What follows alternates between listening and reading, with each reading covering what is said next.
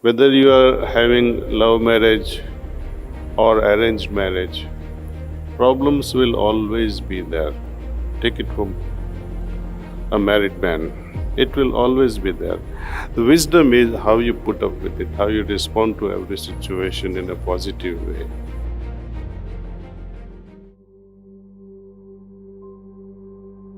So it's a sign when people start demanding, start putting conditions, stay away from them. See, life has not started, the relationship has not even built up. You are not even married, but before that you want to put conditions.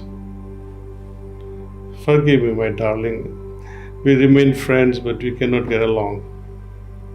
This is honesty, see, but to expect that she is going to change and she'll look after my mother also and my father also. But she already told you she doesn't want to be part of them. A person who refuses you, you go after that person so often. But a person who is easily available, you say, oh no, there must be something wrong with this person. Right? So part of it is also ego. That hook or crook, I have to win this person. And then when you build a relationship with such an ego, how long will this ego last? Fulfillment of ego will last. Immediately with the success of having a relationship with a person you are attracted towards, you'll be happy, but it will not last longer because opposite may attract, but eventually these opposites will crumble, because I cannot live with a person who is having opposite views all my life. In the physical world, in the science, they say North Pole, South Pole. Opposite poles attract, anode and cathode, positive and negative charge. It's true in the physical realm. In the emotional realm, opposites will attract also. But it's only temporary, only to be repaired again. So we have to be patient with the kind of partner we're going to have and make sure there is some sort of a resonance. There is some sort of a vibratory level that matches yours.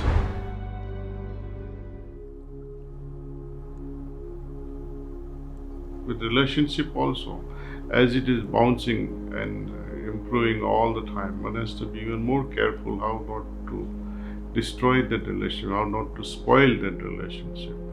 It demands more and more to keep it alive. We take it for granted that, why further speak about it? We take things for granted, that this will continue forever. No. If you don't make efforts, then what happens? The law, the general law, the natural law, the divine principle kicks in. Unless you make effort, the whole system goes into entropy.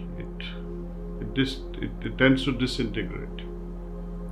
More and more efforts are required to prevent it from decaying. So criticism or different opinions give us perspective of our life, where we are going wrong.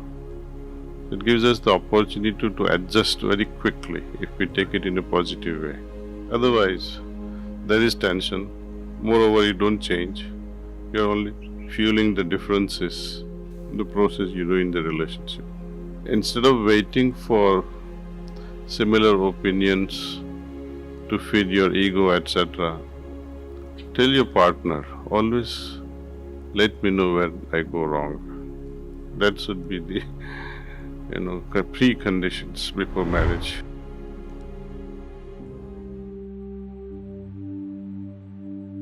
When we go on expecting things in our relationship from the other, what happens? When that expectation is not fulfilled, we think less of the other person. Over a period of time, this relationship somehow is strained, simply out of this expectation. How do we apply a scientific principle in this relationship? Let's consider the aspect of entropy in physics. In physics, entropy is the degree of disorder or randomness in the system. The second law of thermodynamics says that entropy increases with time. It reflects the instability of a system over a period of time if there is nothing to stabilize it. When you enter a room of your son or a daughter who is just 5, 6 years old, 10 years old, you bring one toy, you bring second toy, you bring third toy. Books are lying everywhere. What happens if there is no help from our side as parents to fix this? Keep the toys in right places, keep the clothes in right places, put books in proper places. Some effort is required to make the place neater and clean. Somebody has to do it. External input is required to fix things in order. In human relationships, entropy also develops if there is nothing to bring order to it. We have interactions day after day, and we let things build up inside us. We keep harboring things, and one day we explode, unless we do something about it. We need input to stabilize any relationship, to iron out the wrinkles or differences, so that we don't harbor and store things forever. But do we really need constant input to bring stability and maintain a relationship?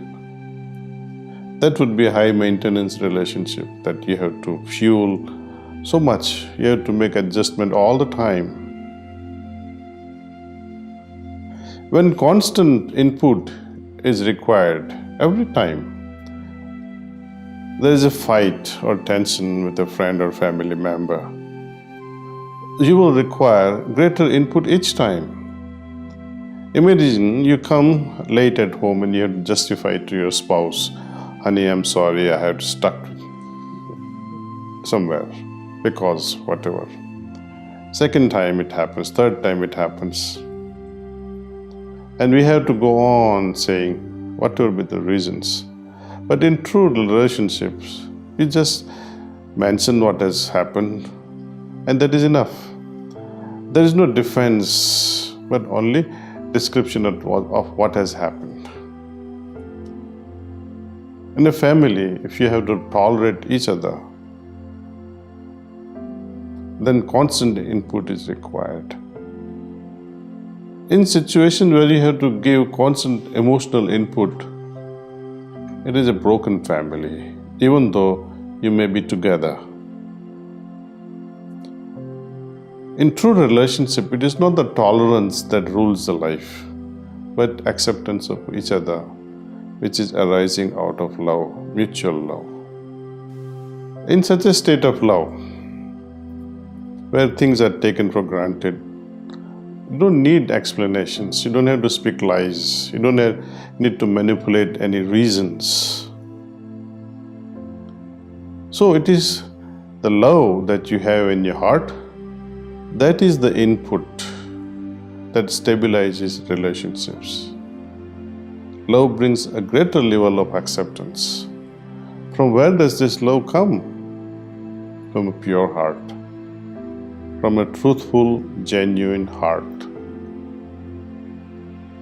In families where we are taught to love, to sacrifice, to accept, to remain pure, we are able to let go of everything. We can remove the incompatibility by understanding this principle of entropy.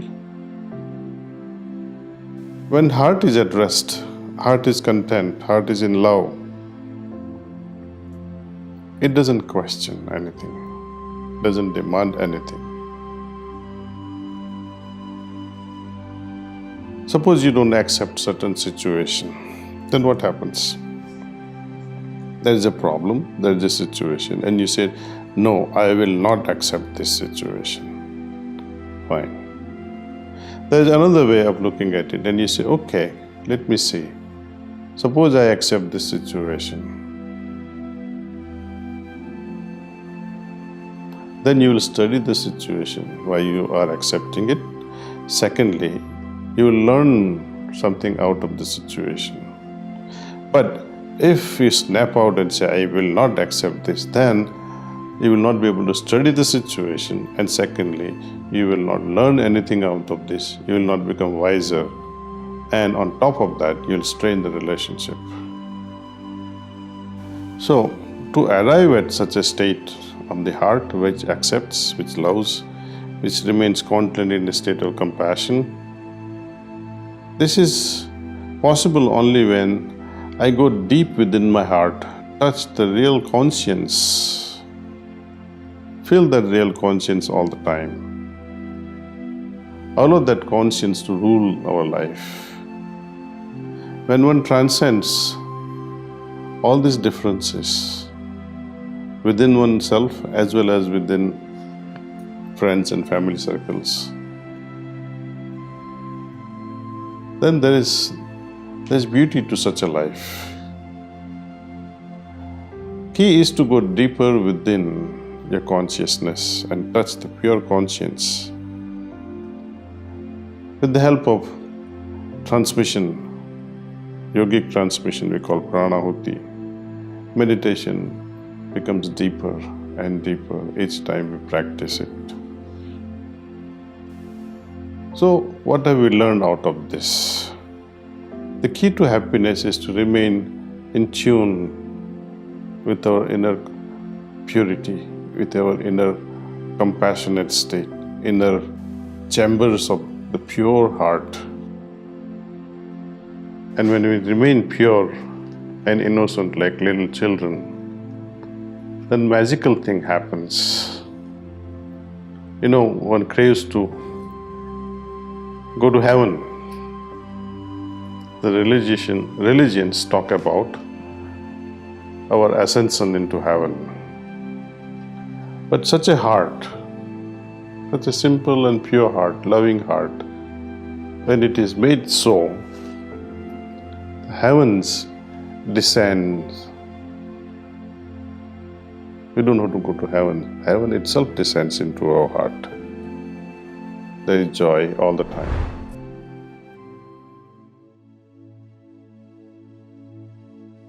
There are times where in relationships